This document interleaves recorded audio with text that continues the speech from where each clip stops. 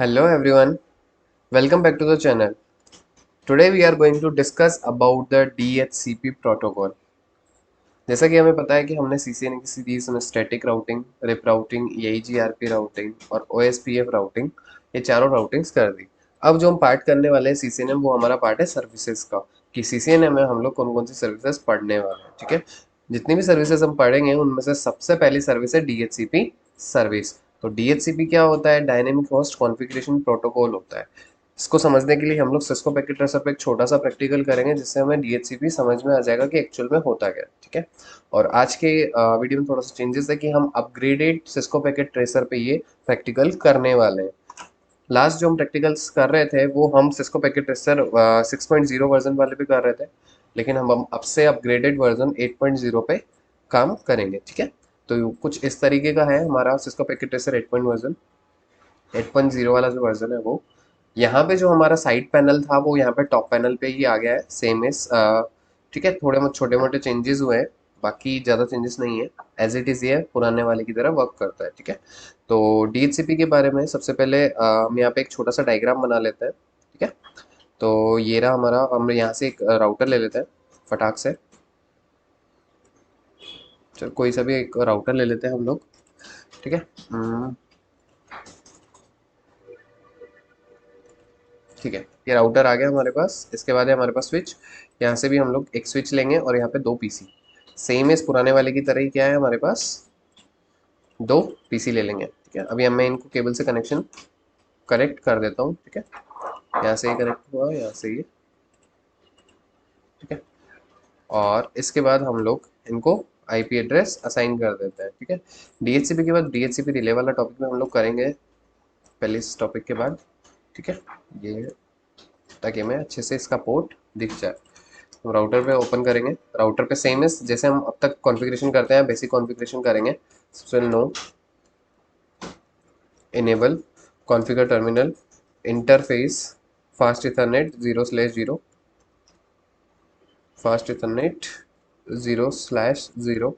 IP address हमारा कौन सा है? 10.0.0.1/255.0.0.0 नो शटडाउन।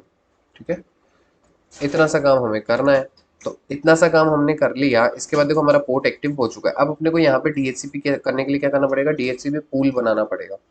ठीक है, तो मैं यहाँ पे अपने प्रिविलेज ग्लोबल कॉन्फ़िगरेशन मोड पे आ गया हूँ। ठीक है, यहाँ से हमको क्या करना है? एक पूल बनाना है, जहाँ से हम लोग जहाँ से क्या है, राउटर ऑटोमेटिकली सिस्टम्स को आईपी असाइन कर सकता है। ठीक है, हमारे पीसी पे भी हमको मैनुअली आईपी देने की जरूरत नहीं, ऑटोमेटिकली उसे आईपी मिल जाता है DHCP सर्विस के थ्रू। तो यहाँ पे हम लोग कमांड चलाएंगे, आईपी DHCP पूल। अब यहाँ पे हमें पूल का नाम देना पड़ेगा। जैसे हमारे पास क्या होता है, तालाब होता है, तालाब में बहुत सारी मछलियाँ होती हैं ना, उनमें से आप अगर फिशिंग करने जाते हो तो मछलियाँ कोई सी भी आप जब कैचअप करते हो तो क्या करते हो, कोई भी एक मछली पकड़ में आ जाती है ना। एज इट इज हमारे पास क्या होता है, यहाँ पे आईपी एड्रेसेस का पूल होता है पूरा का पूरा, जिसको हम एक पूल को एक नाम देते हैं, और वहां से हमारे सिस्टम्स को आईपी ऑटोमेटिकली एलोकेट हो जाता है। देखना कैसे होता है, आईपी DHCP पूल, और यहाँ पे मैं नाम दे देता हूँ, मान लो ABC नाम का हमारा पूल है। ठीक है, मैंने आईपी DHCP पूल नेम दे दिया। यहाँ पे हमको बताना पड़ेगा कि यहाँ पे हमारा डिफॉल्ट राउटर कौन सा है। डिफॉल्ट राउटर यानी गेटवे। ठीक है, डिफॉल्ट राउटर हमारा आईपी क्या, डिफॉल्ट राउटर का 10.0.0.1 हमको ये आईपी देना है। इसके बाद हमको ये नेटवर्क बताना है कि आप कौन से नेटवर्क में से आईपी देना चाहते हो। तो मैं यहाँ पे देता हूँ नेटवर्क 10.0.0.0 स्पेस 255.0.0.0। ये अपन ने एक नेटवर्क दे दिया। आईपी DHCP पूल में बता दिया कि इस नेटवर्क के जो आईपी एड्रेस है आप अपने सिस्टम्स को दे देना। ठीक है, और यहाँ पे आईपी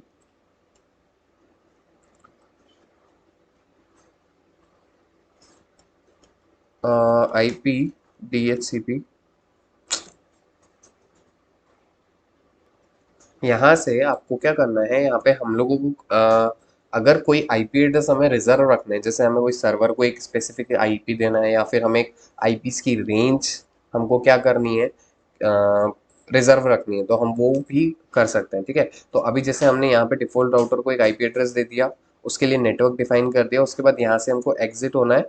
एग्जिट होने के बाद अपने को यहाँ पे कमांड चलानी है, आईपी DHCP एक्सक्लूडेड एड्रेस। अब आप कौन कौन से एक्सक्लूड करना चाहते हो?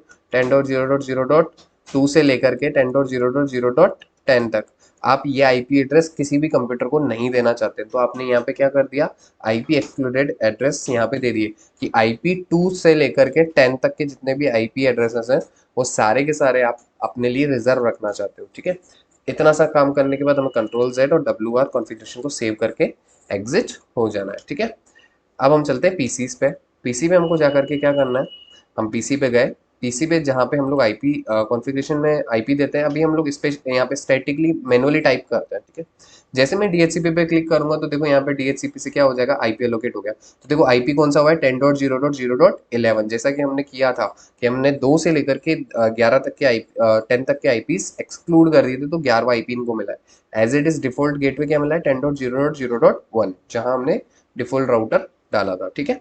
ऐसे ही दूसरे वाले पीसीस पे चलते हैं, डेस्कटॉप, आईपी कॉन्फ़िगरेशन और यहाँ पे भी डीएचसीपी। तो डीएचसीपी से क्या होता है, हमारा राउटर ऑटोमेटिकली हमारे कंप्यूटर जब इंटरनेट चलाने के लिए कनेक्ट होता है राउटर से, नेटवर्क से, तो और नेटवर्क में उसको आईपी ऑटोमेटिकली असाइन हो जाता है डीएचसीपी सर्विस के through, dynamic host configuration protocol, ठीक है। इसके अलावा चलो हम एक पीसी और ऐड करके देख लेते हैं क्या उसे भी आईपी मिल रहा है। यहाँ पे हमने एक पीसी ऐड कर लिया और इसको भी एक बार कनेक्ट करते हैं। यहाँ से हमने कनेक्ट कर लिया है, कनेक्ट करने के बाद वापस पीसी पे चलते हैं, थोड़ा सा टाइम को फास्ट फॉरवर्ड कर देते हैं ताकि कनेक्शन स्टेब्लिश हो जाए, ठीक है। देखो ग्रीन हो गए।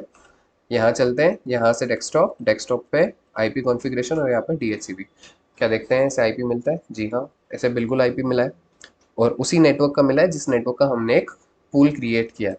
तो अगर मान लो आपके पास, आप ऐसी ऐसे ऑफिस में हो, आपको कॉन्फ़िगरेशन करना है या फिर अपने लिए एक लैब सेटअप करनी है या फिर किसी भी ऐसी जगह पे हो कॉर्पोरेट में जहाँ पे आपको एक साथ 100 सिस्टम्स में इंटरनेट चलाना है, तो उनको एक एक को आईपी देने से बेटर क्या है, हम एक आईपी डीएचसीपी पूल बना ले और उस पूल से ऑटोमेटिकली सिस्टम्स को आईपी एड्रेस असाइन हो जाए, तो हमारे लिए कितना आसान होगा। तो डीएचसीपी प्रोटोकॉल हमें ऑटोमेटिकली आईपी देने के लिए यूज़ होता है, ठीक है। आई होप आपको ये वीडियो समझ में आई होगी, ये वीडियो पसंद आई होगी। इसके बाद हम लोग मिलेंगे नेक्स्ट वीडियो में। कोई भी सवाल हो please comment down. Thank you.